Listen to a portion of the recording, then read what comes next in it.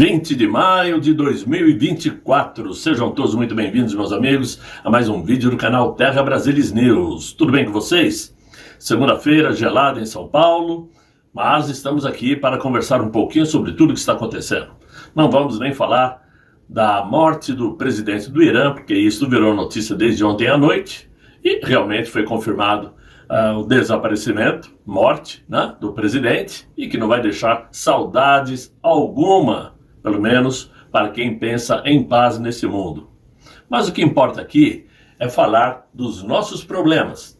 E segundo matéria aí do jornalista Cláudio Humberto, lá do site Diário do Poder, o mandante Luiz Inácio tem ignorado apelos, inclusive do governador Eduardo Leite, e de representantes do setor produtivo, como a Federação das Indústrias, a Fiergues, lá do Rio Grande do Sul. Para quê? Para que ele use uma lei que poderia salvar empregos e empresas afetadas pelas enchentes do Rio Grande do Sul. Tudo o que ele precisa fazer seria assinar um decreto já previsto por lei e que está em vigor, autorizando redução de jornada de trabalho, salários e a suspensão temporária de contratos de trabalho, uma medida que salvou 11 milhões de empregos durante a pandemia ocorrida no governo anterior.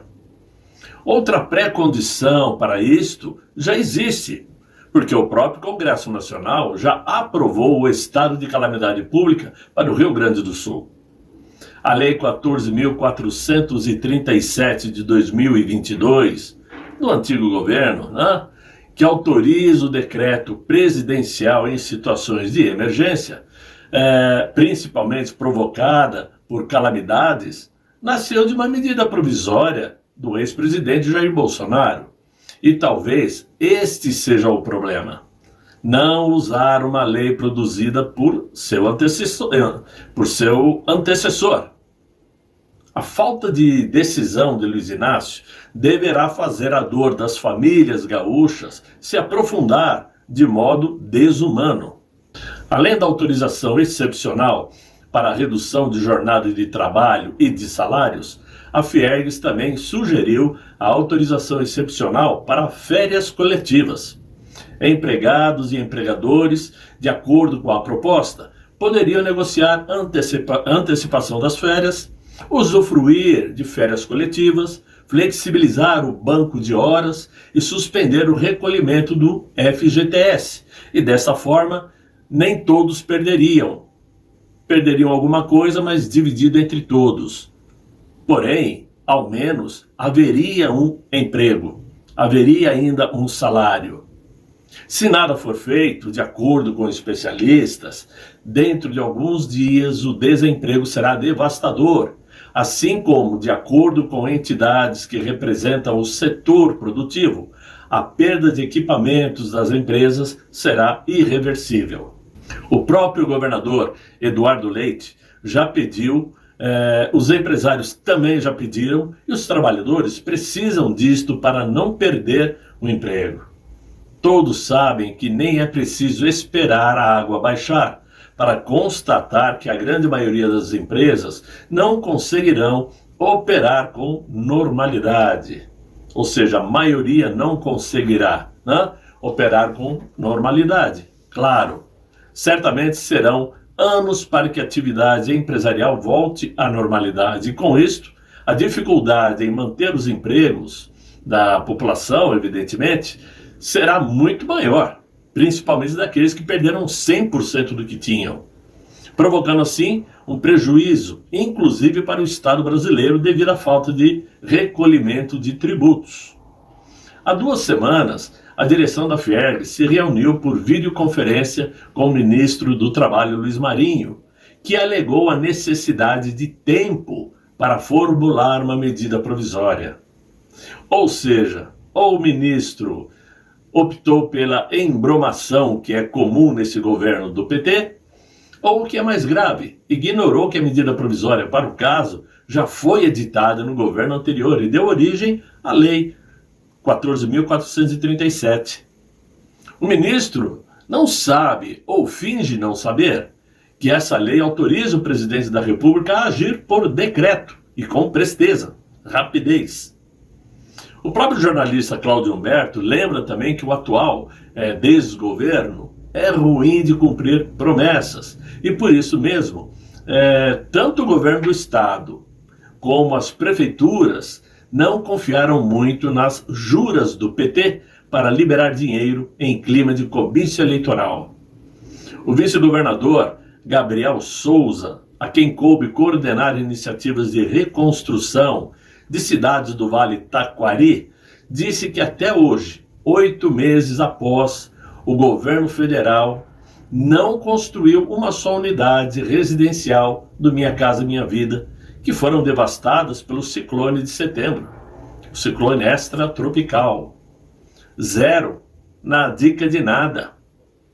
O Luiz Inácio chegou a anunciar, naquela época, a liberação de 209 milhões para construir 857 casas, no âmbito do Minha Casa Minha Vida. Só que, até o momento, nada. Pura lorota. E os 13 municípios devastados pelo ciclone ficaram e ficarão a ver navios. Enquanto isto, a dona Marina, a Marina Silva, quer taxação para os super ricos, para financiar políticas climáticas, conforme uma entrevista que ela deu aí para a CNN da esquerda. Na presidência do G20, nesse ano de 2024, o Brasil aposta como um dos principais legados a implementação de uma taxação global dos super ricos, que destine parte dessas receitas para o financiamento de políticas ambientais de enfrentamento às mudanças climáticas. Marina Silva considera uma das principais inovações no debate o fato de se buscar uma taxação global. Até então, o debate era assim: vamos taxar as grandes fortunas, só que as grandes fortunas podem migrar para outros territórios que não façam essa taxação. Então, para que isso dê certo, essa taxação teria que ser global. Que maravilha, né? Ideia de Jerico, pela madrugada, viu? Nada como defender uma forma ou outra, porque o certo é que nenhuma dessas propostas atingem o resultado previsto, que é socorrer a quem precisa, né? E outra, né? Esta proposta possibilita, segundo ela, uma implantação de um governo único, um governo mundial, através aí da justificativa de uma pauta aqui e outra pauta ali. Como o próprio Luiz Inácio já anunciou, já disse, já falou sobre a nossa Amazônia, que o mundo é que tem que cuidar. A verdade é o seguinte: ninguém cuida daquilo que é dos outros a troco de nada, se não houver algum retorno, algum interesse. Então, evidentemente, existe sim um trabalho aí global em querer unificar as nações, criar um governo único, e que penso eu que já não estarei mais aqui para ver isso acontecer, porque também não é amanhã que vai acontecer. Mas essa é a ideia, é o pensamento ideológico dessa turma, que ao invés de arregaçar as mangas, trabalharem e socorrerem a quem precisa, ficam inventando aí notícias, inventando regras e formas para ludibriar o povo. Como bem disse hoje num post que eu vi no Twitter, a CEO dos calçados Piccadilly, ela se disse impressionada com a força do povo brasileiro, que ela nunca imaginou ver a reação do povo ao socorrer o estado do Rio Grande do Sul. O povo pelo povo, ajudando, socorrendo, sem nada pedir em troca. E isto serve de um alerta para mostrar qual é a força do povo.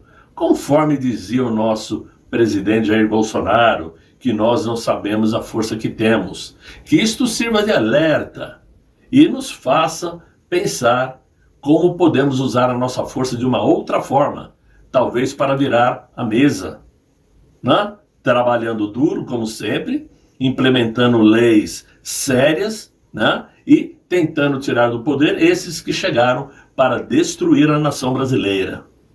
Por hora, meus amigos, é o que eu tinha para vocês. Espero que vocês tenham gostado, claro. Deixem aí os likes, se inscrevam no canal, ok? Agradeço a atenção de vocês e desejo a todos um excelente fim de noite, muito bom descanso. Até amanhã, se Deus quiser. Fiquem todos muito bem, fiquem com Deus. Tchau, tchau.